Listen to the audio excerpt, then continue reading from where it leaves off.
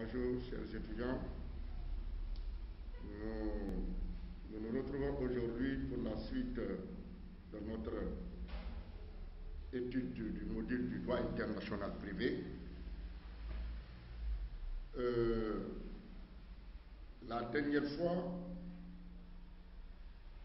après l'enregistrement de la première séance, nous avions échangé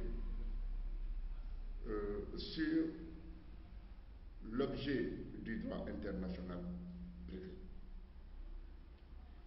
Et pour cibler l'objet du droit international privé, nous avions dit qu'il fallait passer par sa définition. Et nous avons vu que concernant la définition du DIP, plusieurs auteurs se sont proposés pour la définition de cette matière. Mais malgré la pluralité des définitions proposées, dans chacune des définitions proposées, il y a un élément commun à toutes les définitions. C'est l'élément d'extranéité. C'est-à-dire que voilà une relation dans laquelle nous constatons la présence d'un élément étranger. Et quand nous disons présence d'un élément étranger, c'est par rapport aux acteurs qui sont en relation. Cette relation, sa particularité, c'est que le rapport existe entre des acteurs n'étant pas soumis à la même législation. Et c'est là où on parle d'éléments d'extranéité, dès l'instant que dans le rapport, on constate que les acteurs en relation, les sujets en relation ne font pas partie de la même législation nationale, ne sont pas des ressortissants de même État. Donc, le problème qui va se poser, comment on va régler un tel cas pratique, un tel sujet, qui ne ressort pas d'un ordre juridique unique. Ça ressort de plusieurs ordres juridiques. Et dès l'instant qu'on a une relation dans laquelle plusieurs lois nationales sont en concours et on a des difficultés de choisir parmi ces différentes lois nationales celle qui est compétente pour réglementer le litige, on est en présence de ce que l'on appelle un conflit de loi dans l'espace. Et dans le domaine du droit, nous notons deux types de conflits de loi. Le conflit de loi dans l'espace, qui est l'objet de notre sujet, mais aussi il y a le conflit de loi dans le temps. Pour aller rapidement sur ces notions-là, il faut tout simplement retenir qu'il y a conflit de loi dans le temps lorsqu'une nouvelle loi vient réglementer une situation qui était déjà soumise à une ancienne loi. Raison pour laquelle on parle de conflit de loi. Voilà deux lois à un moment donné qui se sont retrouvées dans le même domaine d'activité pour la réglementation de la dite activité. Donc, la difficulté à ce niveau, laquelle de ces deux lois va être retenue pour régir la situation juridique. À ce niveau aussi, le législateur apporté deux règles fondamentales pour solutionner les problèmes de conflit de loi dans le temps. La première solution, c'est le principe de la non-rétroactivité des lois nouvelles. La deuxième solution, c'est l'application immédiate de la loi nouvelle à toutes les situations juridiques dès son entrée en vigueur et qui entre dans son champ d'application. La première règle, à savoir la non-rétroactivité de la loi nouvelle, signifie tout simplement que lorsqu'une loi nouvelle est votée à l'Assemblée nationale, cette loi nouvelle ne peut pas rétroagir, c'est-à-dire ne peut pas s'appliquer à des situations antérieures à son entrée en vigueur. Vous me direz que voilà là une règle juridique logique. Une règle juridique logique. Le statut dit que lorsqu'une loi nouvelle est votée, il n'y a pas possibilité qu'elle rétroagisse. C'est-à-dire qu'elle puisse s'appliquer à des situations qui étaient déjà passées, donc à des situations pour lesquelles les effets étaient antérieurs à l'entrée en vigueur de la nouvelle loi. Donc, ça c'est la règle générale. Lorsqu'une loi nouvelle est votée, elle ne doit pas rétroagir. Mais à cette règle générale, il faut noter au passage que le législateur a prévu des exceptions. La première exception, c'est lorsque le législateur vote une loi nouvelle et la déclare rétroactive. C'est possible, hein? La Constitution le permet. Permet à ce que le législateur, après avoir voté une loi nouvelle, le législateur déclare et dit que cette loi nouvelle va rétroagir. C'est-à-dire, elle va faire marche arrière pour s'appliquer à des situations qui lui étaient antérieures.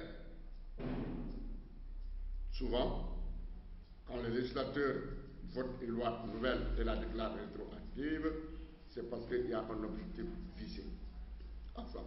Mais la règle, c'est qu'elle ne va pas rétroagir. Donc, c'est la première exception. Et comme exemple, je vais peut-être vous donner le cas de la loi sur la CREI que le président Abdou Diouf, à l'époque président du Sénégal, a fait voter dans les années 81-82, juste après son arrivée au pouvoir.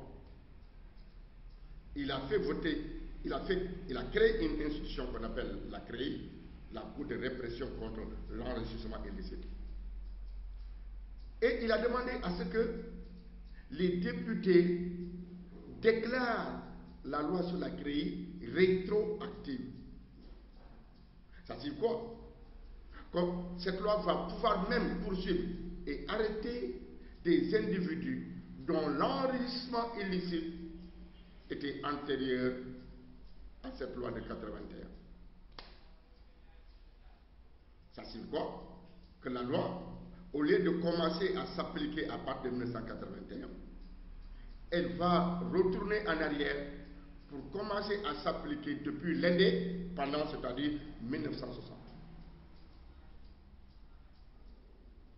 Ça, c'est le premier exemple d'exception à la règle de la non-rétroactivité de la loi nouvelle. Deuxième exception, c'est la rétroactivité des lois pénales plus douces. Une loi pénale plus douce, c'est quoi? C'est une loi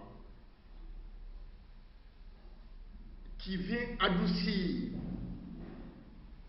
une sanction pénale qui était déjà beaucoup plus sévèrement frappée par une loi ancienne. Donc, la loi nouvelle vient adoucir la rigueur et la sévérité des sanctions prévues par l'ancienne loi. Dans ce cas, le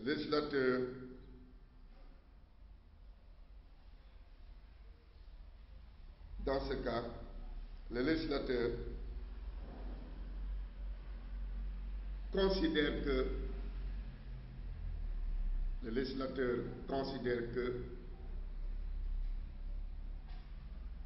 on doit pouvoir faire bénéficier cette douceur aux prévenus qui devaient être sanctionnés avec l'ancienne loi plus sévère. Donc, à ce niveau-là, on constate que, effectivement, la loi va rétroagir. La loi va rétroagir.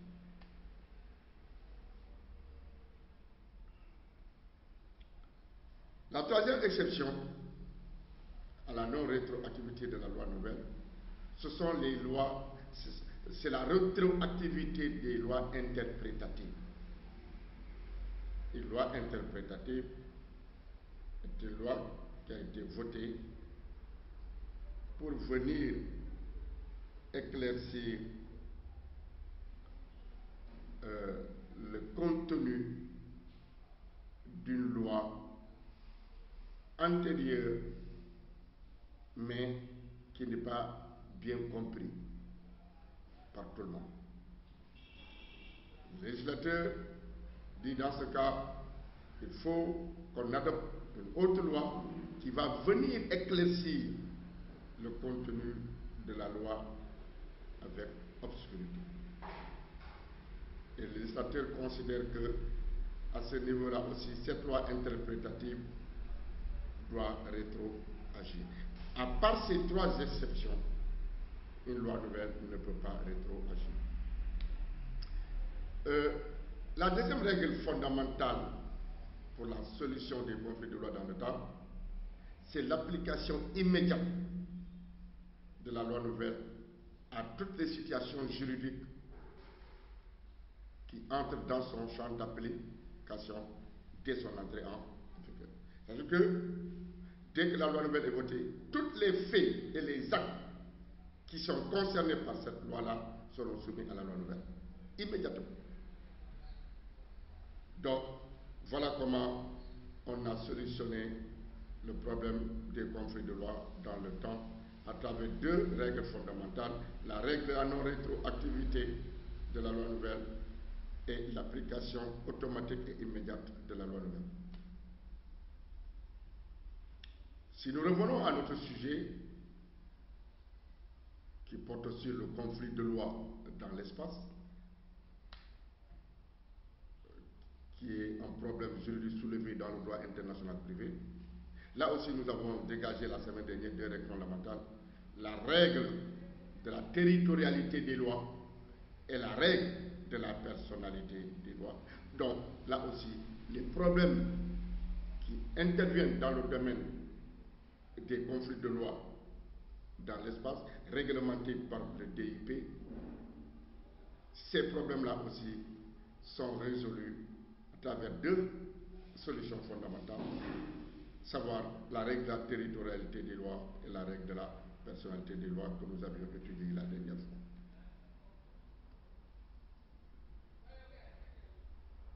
Maintenant, aujourd'hui, nous allons continuer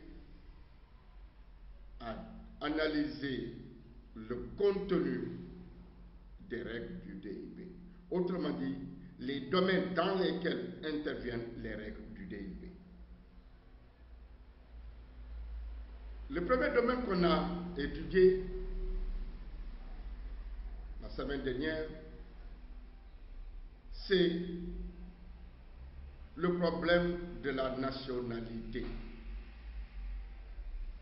des personnes physiques. Autrement dit, comment les États accordent leur nationalité à leurs ressortissants. Donc, la première règle, c'était l'octroi de la nationalité par les États à leurs ressortissants.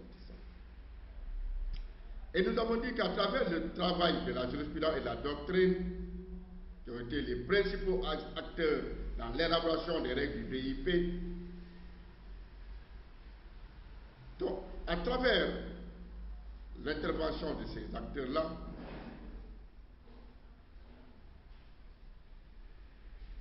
nous avons noté des domaines précis du DIP. La règle sur la nationalité accordée par les États à leurs ressortissants.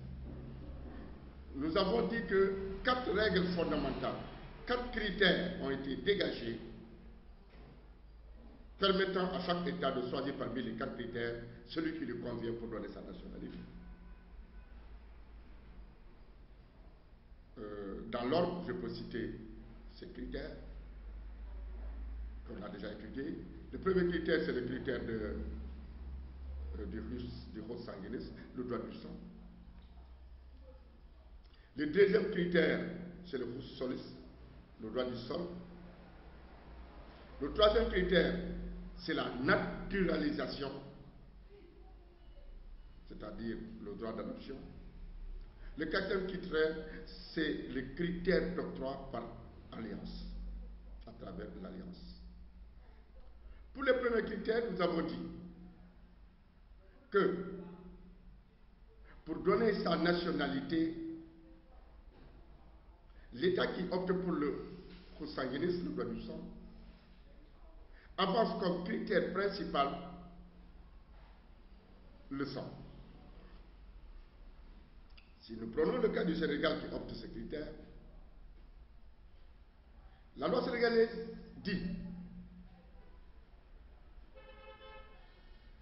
pour qu'un enfant, dès sa naissance, puisse avoir la nationalité sénégalaise, il faut qu'au moment de sa naissance, cet enfant-là puisse naître d'un couple dont l'un au moins a la nationalité sénégalaise. Ça signifie quoi? Soit le père, soit la mère. Il faut que l'un d'eux puisse avoir la nationalité sénégalaise et l'enfant tout de suite bénéficie de la nationalité sénégalaise. Ça, c'est le critère du droit du sang. Le droit du sol. L'État qui opte pour ce critère dit, pour avoir ma nationalité, l'enfant doit naître sur mon territoire. Oui, l'enfant doit naître sur mon territoire. Et j'avais dit au passage que chaque État qui existe au monde a au moins 2 territoires. Un territoire terrestre et un territoire aérien. Mais il y a un troisième territoire pour les États côtiers qu'on appelle le territoire maritime, ou la mer territoriale, ou l'appellation la plus grande aujourd'hui, la zone économique exclusive. Donc, il suffit que l'enfant naisse sur l'un de ces 2 territoires ou sur l'un de ces 3 territoires pour que l'enfant puisse bénéficier de la nationalité de cet État qui a opté le droit du sol, le hos solis. Le troisième critère, c'est la naturalisation. Cette naturalisation est une faveur qui est offerte aux étrangers vivant dans un État. Donc, l'État hôte ouvre une porte aux étrangers pour leur donner sa nationalité. Si nous prenons le cas du Sénégal, la loi sénégalaise dit tout simplement à ce niveau que lorsque un étranger arrive au Sénégal et habite dans le territoire sénégalais et qu'il décide un jour d'obtenir la nationalité sénégalaise, la loi sénégalaise exige comme condition que cet étranger puisse vivre au moins pendant 10 ans au Sénégal de manière continue, donc sans discontinuité.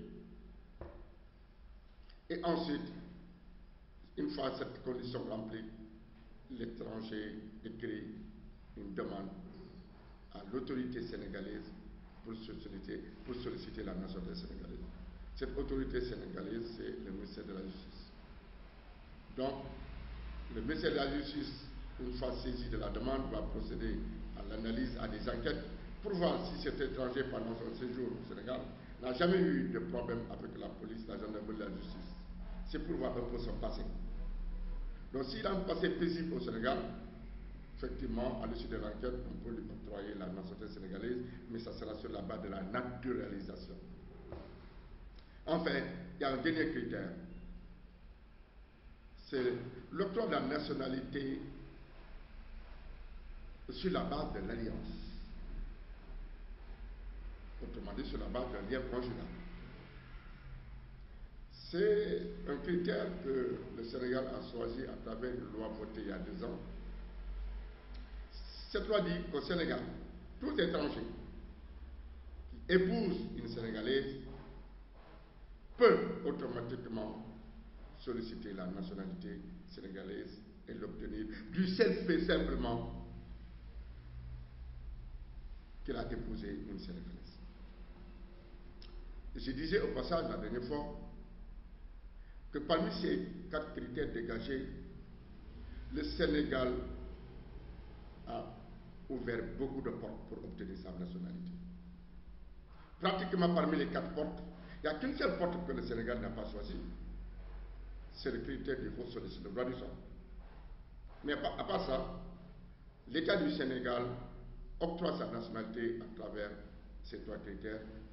1, le critère du faux sanguiniste. 2, le critère de la naturalisation.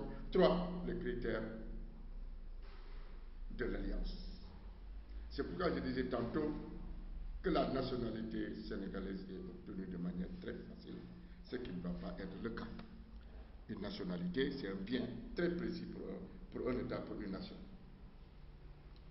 Donc, chers étudiants, ça c'était un rappel concernant la nationalité des personnes physiques. Et au passage, il y a aussi la nationalité des personnes morales. Les associations à but lucratif, comme les associations à but non lucratif. Là aussi, on a dégagé 2 critères fondamentaux. D'abord, c'est le critère de la majorité dans la détention du capital de la société créée. Donc, lorsque une société est créée au Sénégal et que cette société, dans le capital, plus de 50% du capital sont détenus par des Sénégalais, par des actionnaires sénégalais. En ce moment-là, la loi dit que cette société qui vient d'être créée est soumise à la nationalité sénégalaise. À la nationalité sénégalaise. Ou bien, deuxième critère, la société qui a été créée, parmi les membres fondateurs, il y a plus de 50% des membres fondateurs sénégalais. Donc, c'est soit le critère de l'effectif dans la société, c'est soit le critère du pourcentage du capital détenu par les Sénégalais. Voilà les 2 critères pour les personnes morales. Maintenant aussi, il y a un 3e critère, c'est le critère de l'immatriculation dans certains cas. Là, en ce moment-là, on essaie de voir est-ce que la société ou bien la structure a été, n'est-ce pas, déclarée au Sénégal, immatriculée au Sénégal. C'est le cas, par exemple, concernant, par exemple, les engins, les véhicules, par exemple, leur nationalité va dépendre effectivement de leur lieu d'immatriculation. Il suffit qu'ils soient immatriculés au Sénégal pour qu'ils puissent être considérés comme des véhicules de nationalité sénégalaise. Tous les engins, même les bateaux et les avions. Donc, chers étudiants, ça c'était le critère, c'était, n'est-ce pas, les analyses qui portaient sur la nationalité des personnes physiques comme la nationalité des personnes morales. C'était le premier mot. Aujourd'hui, nous allons envisager et évoluer un peu sur, n'est-ce pas, le point suivant. Ce sont les règles qui portent sur la condition des étrangers au Sénégal. Vous savez, dans chaque État, il y a des étrangers. Ces étrangers, dans ces États hôtes-là, ont aussi un statut juridique. Mais on va voir que ce statut juridique, ça peut évoluer d'un État à un autre, ça peut être différent d'un État à un autre, en fonction des règles nationales du pays hôte. Donc, les règles sur la condition des étrangers au Sénégal définissent les conditions auxquelles un étranger peut entrer et séjourner au Sénégal d'une part et jouir des droits reconnus aux nationaux d'autre part. Comme pour la nationalité, chaque État définit ses règles sous réserve des règles ayant leur source dans les relations internationales ou bilatérales. Effectivement, il peut y avoir, donc ici tout simplement il faut retenir que chaque État, du fait qu'il est un État indépendant, du fait qu'il est un État souverain, chaque État est libre de déterminer les conditions dans lesquelles les étrangers doivent vivre dans son pays. Sans aucune contrainte, hein? C'est le principe de la souveraineté, qui est un critère important pour la reconnaissance d'un État. Chaque État est libre de dire voilà les règles que j'ai prévues pour le séjour des étrangers dans mon pays. Et ces étrangers sont obligés de se conformer à ces règles établies, sous peine de sanctions, évidemment. Mais ces règles qui sont d'ordre interne pour la condition des étrangers dans le pays hôte, à côté de ces règles d'ordre interne, il y a aussi des règles d'ordre international qui peuvent être bilatérales ou multilatérales. Donc, les règles sur la condition des étrangers sont discriminatoires dans la mesure où elles fixent des limites à l'entrée et au séjour des étrangers ainsi qu'à la jouissance des droits reconnus aux nationaux.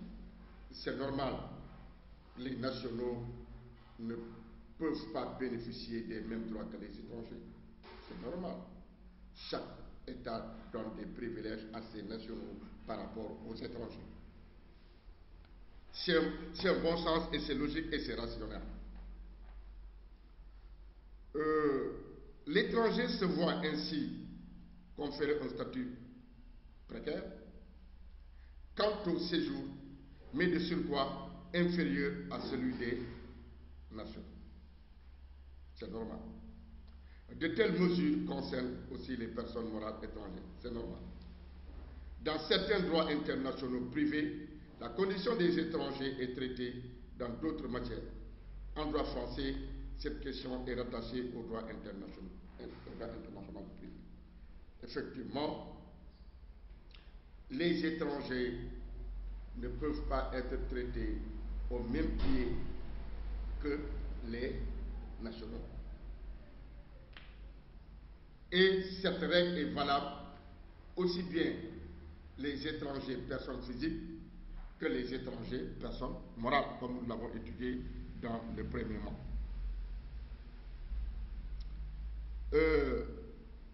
C'est d'ailleurs au Sénégal, pour vous donner un exemple de règle discriminatoire, mais est-ce que c'est discriminatoire? La loi dit que lorsque un étranger arrive au Sénégal et il vient au Sénégal dans le cadre du tourisme. La loi sénégalaise lui interdit pendant la durée de son séjour d'aller chercher un travail dans une entreprise au Sénégal, que ce soit un CDD ou un CDI. Formellement interdit, il n'a pas le droit de travailler au Sénégal lorsqu'il s'agit d'un étranger venu au Sénégal dans le cadre du tourisme.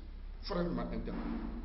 Donc, là aussi, c'est pour protéger les nationaux, c'est normal, parce que si les étrangers doivent venir au Sénégal, en même temps être des concurrents sur le marché du travail avec les nationaux, vous voyez que ça sera vraiment au détriment des nationaux. Voilà l'objectif de cette règle. Troisièmement, toujours les domaines du DIP. Premier domaine, les règles sur la nationalité des personnes physiques comme des personnes morales.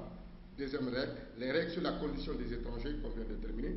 Troisième règle, les règles relatives à la détermination des lois applicables à des relations privées internationales.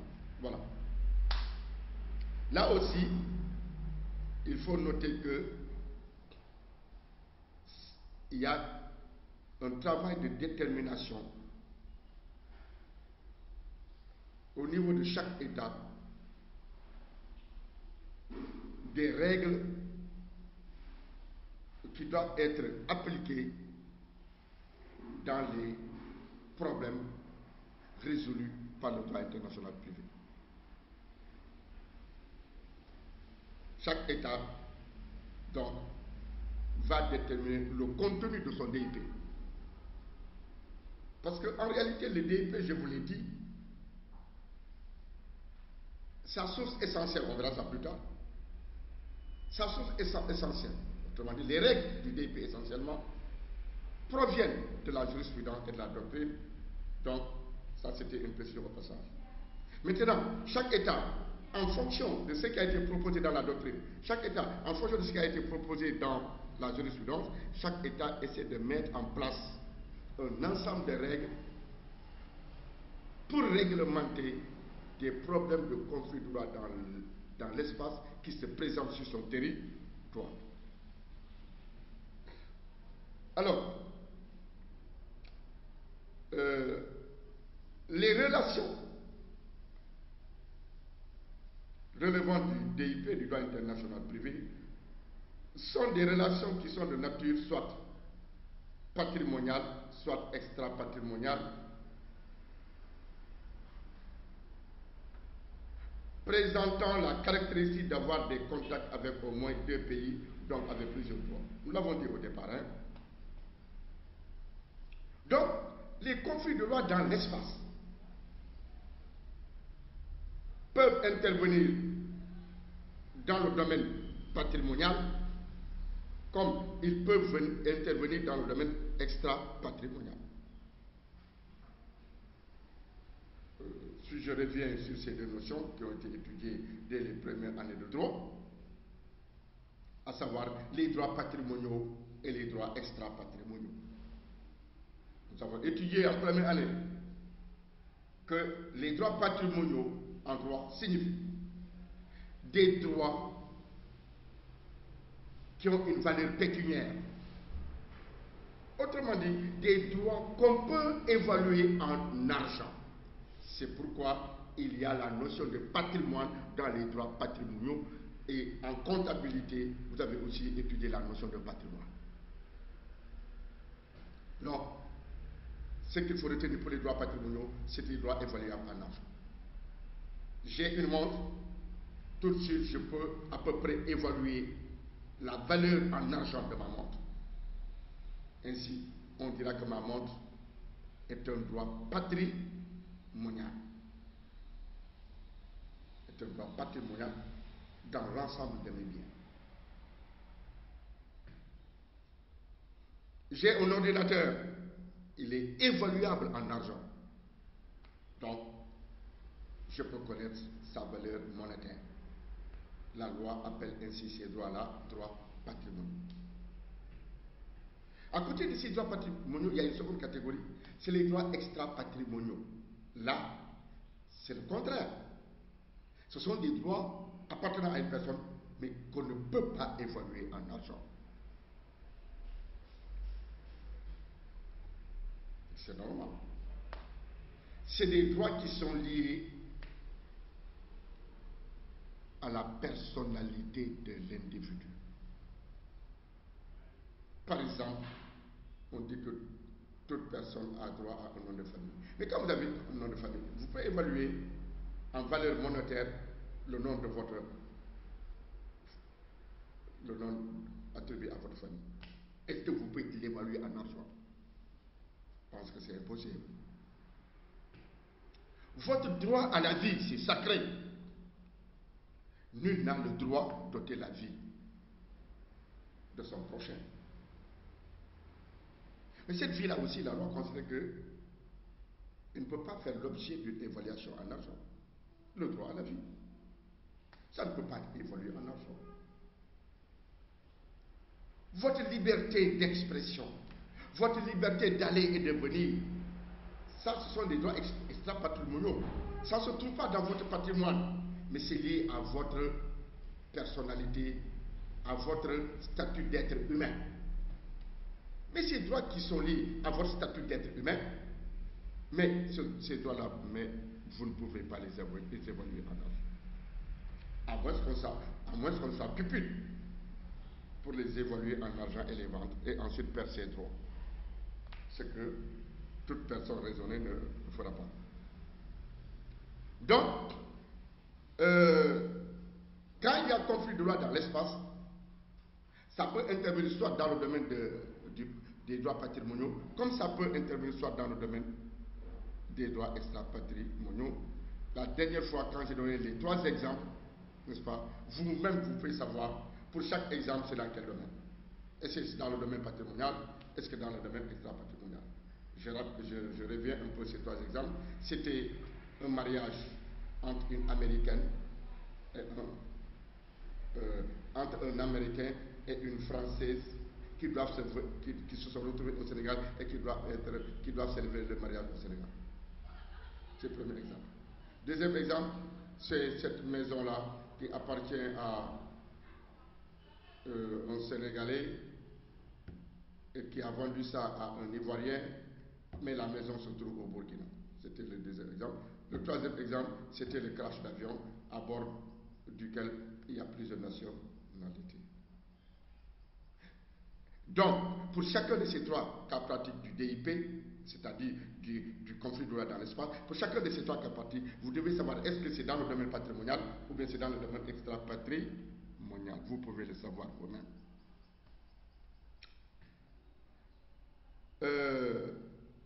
Donc, la particularité des conflits de loi dans l'espace, c'est que ça fait appel à 2 ou plusieurs législations nationales. C'est en ce sens seulement que ces relations privées sont qualifiées d'internationales. C'est normal, n'est-ce pas? Exemple, un accident de la circulation intervient en Gambie. Le responsable de l'accident est un Sénégalais parti en week-end dans ce pays avec sa voiture. L'auteur de cet accident est poursuivi par la victime de nationalité gambienne en dommages-intérêts devant le tribunal régional de Dakar. Le problème est de savoir si le juge sénégalais saisi pour apprécier la responsabilité de l'auteur de l'accident doit appliquer la loi gambienne en tant que loi du lieu de survenance de l'accident ou la loi sénégalaise en tant que loi du lieu du domicile de l'auteur de l'accident, c'est-à-dire le Sénégal.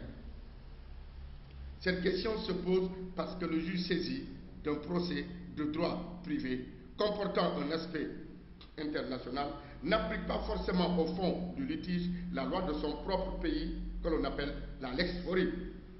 L'exemple que j'ai donné tout à l'heure, en principe, si l'affaire est portée au Sénégal, on peut dire que est-ce que le juge sénégalais, pour régler facilement ce problème, est-ce qu'il ne va pas appliquer les lois sénégalaises? Parce qu'il s'est dit que, bon, l'affaire se déroule, le jugement se déroule au Sénégal, donc je vais appliquer le droit sénégalais. Mais on va voir que ce n'est pas évident qu'il applique le droit sénégalais.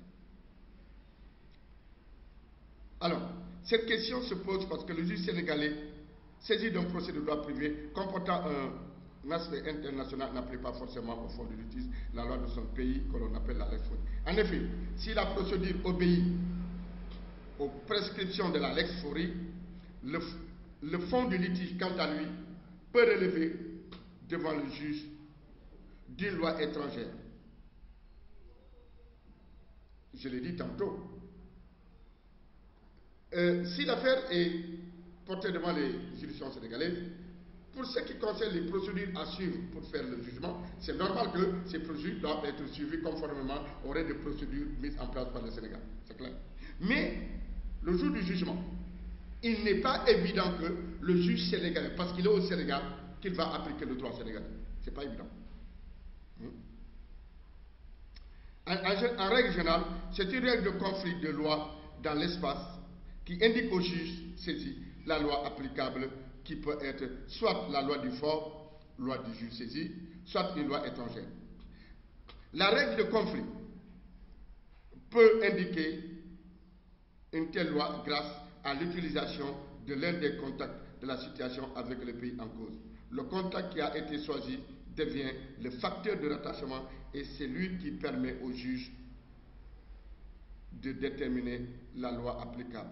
Dans notre exemple, le facteur de rattachement retenu est le lieu de survenance de l'accident. Du moins, c'est la solution traditionnelle à la matière, solution de conflit de loi qui soumet, quelle que soit la nationalité de l'auteur et de la victime, la responsabilité extra-contractuelle à la loi du pays de survenance du fait dommageable.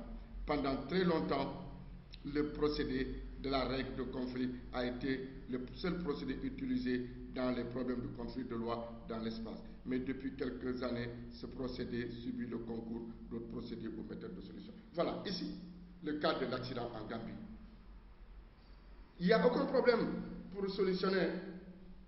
Référez-vous aux règles fondamentales qui ont été dégagées pour solutionner les problèmes de conflit de loi dans l'espace. Et tout de suite, dans ce cas pratique de l'accident intervenu en Gambie, mais jugé au Sénégal, tout de suite, vous faites appel à ces deux règles fondamentales, vous devez savoir quel est le droit que le juge sénégalais va appliquer. Je vous laisse vous-même le soin de réfléchir sur cette question. Le quatrième élément qui entre dans notre étude aujourd'hui, ce sont les règles relatives aux conflits de juridiction qui ont trait à la procédure civile internationale. Effectivement, lorsqu'il y a conflit de loi dans l'espace, n'est-ce pas, automatiquement, cela peut entraîner des conflits de juridiction, c'est logique. Hein? Quand il y a conflit de loi entre plusieurs lois, automatiquement, on a aussi conflit de loi entre plusieurs juridictions. À ce niveau, ce sont des règles relatives à la compétence judiciaire internationale, à la procédure au sens strict et à la reconnaissance et l'exécution des décisions provenant, n'est-ce pas, d'un pays étranger. Dans l'exemple de l'accident intervenu en Gambie, la victime de nationalité gambienne a choisi d'agir devant les tribunaux nationaux sénégalais et peut-être celui qui sait les raisons, notamment devant le tribunal régional de Dakar. Mais encore, fallait-il que la juridiction sénégalaise saisie fût compétente. Il faut savoir, est-ce que le tribunal régional au Sénégal est compétent pour cette affaire-là?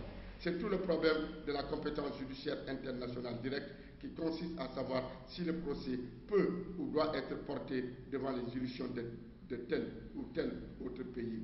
La solution à ce problème est recherchée dans les règles sur la compétence des juridictions du pays du juge saisi, sous réserve des règles contenues dans un traité international. Mais on pourrait envisager l'hypothèse contraire, c'est-à-dire celle où la victime saisit les juridictions gambiennes au lieu des juridictions sénégalaises. Donc, vous voyez, cet accident qui est intervenu, n'est-ce pas, en Gambie, nous avons dit que la victime a deux choix.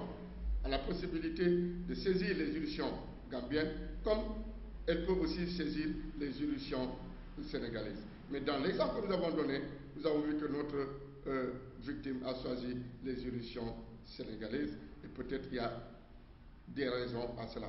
Mais il faut noter qu'elle pouvait aussi saisir les juridictions, n'est-ce pas, gambiennes. Et là aussi, il y aura des raisons à cela.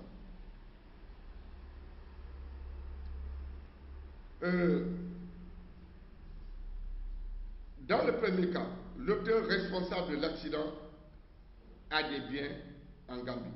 La victime pourra procéder directement à l'exécution sur de tels biens pour se faire dédommage. Nous sommes en train d'expliquer.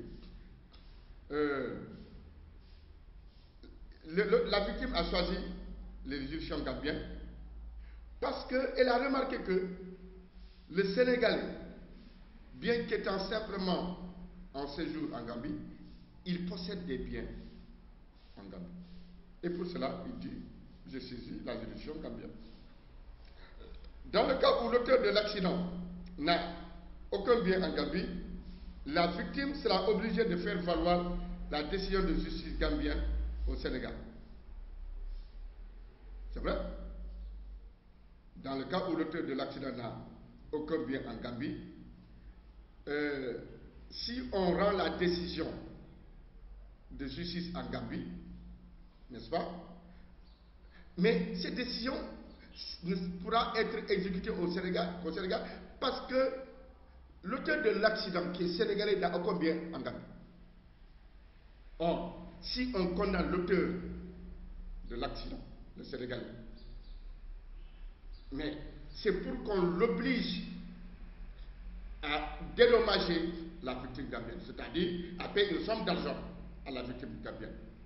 Donc, pour payer cette somme d'argent à la victime gambienne, c'est évident qu'on ne peut que passer par la saisie de ces biens. Et on voit que ces biens n'existent qu'au Sénégal.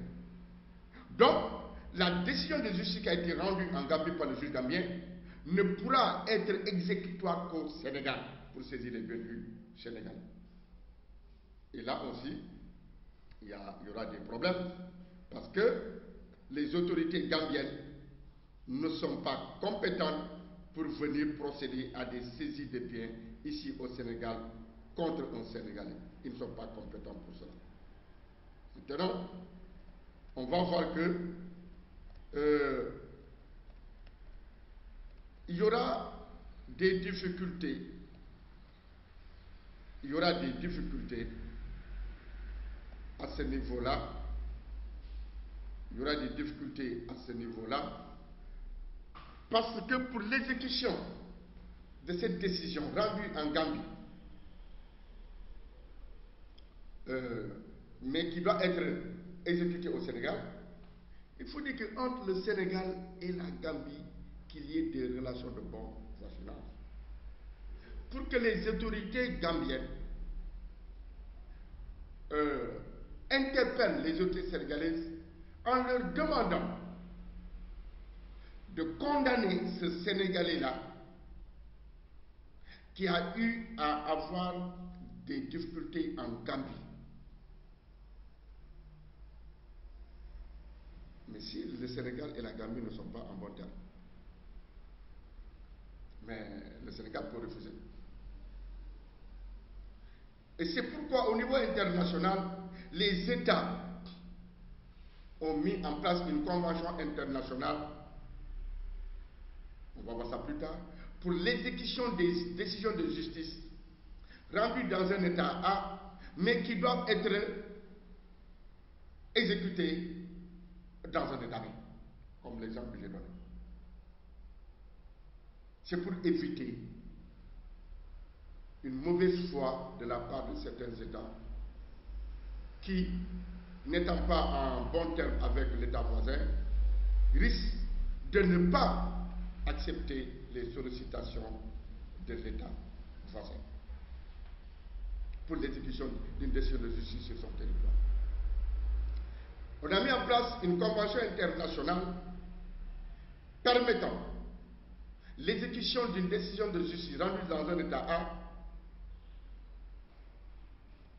mais l'exécution doit intervenir dans l'État B. En ce moment-là, il suffit tout simplement que les deux États soient des États signataires de cette convention pour que chaque État soit obligé de se conformer au contenu de cette convention. Nous verrons, n'est-ce pas, comment cette convention est organisée, comment elle fonctionne pour pouvoir surmonter les difficultés dans l'exécution des décisions de justice rendues dans le cadre des conflits de loi dans l'espace. Voilà, chers étudiants, n'est-ce pas, aujourd'hui, le contenu de notre cours d'enregistrement, n'est-ce pas, qui a porté, n'est-ce pas, respectivement sur trois règles, qui a porté respectivement sur trois règles. Après avoir étudié la première règle, n'est-ce pas, ces trois règles-là, ce sont les règles du domaine du droit international privé. Nous avons dit que la première règle, c'était, n'est-ce pas, la nationalité, n'est-ce pas, des personnes physiques et des personnes morales, qu'on a étudié, n'est-ce pas, à la première séance. La deuxième règle, toujours dans le domaine du DIP, c'est la condition des étrangers au Sénégal. La troisième règle, le troisième domaine, ce sont les règles relatives à la détermination des lois applicables à des relations privées internationales, n'est-ce pas? Et la quatrième règle, ça porte sur, n'est-ce pas, les conflits de juridiction, n'est-ce pas? Les règles relatives aux conflits de juridiction, parce qu'effectivement, qui dit conflit de loi dans l'espace, par conflit de loi entre plusieurs lois, mais aussi par conflit de loi entre plusieurs juridictions compétentes pour juger une même affaire-là. Maintenant, pour les conflits de loi sur les juridictions, nous avons vu comment aussi on a apporté une réglementation au bénéfice de tous les acteurs. Merci, chers étudiants, n'est-ce pas, pour votre attention concernant cet enregistrement-là. Merci, à nous revoir et plus tard.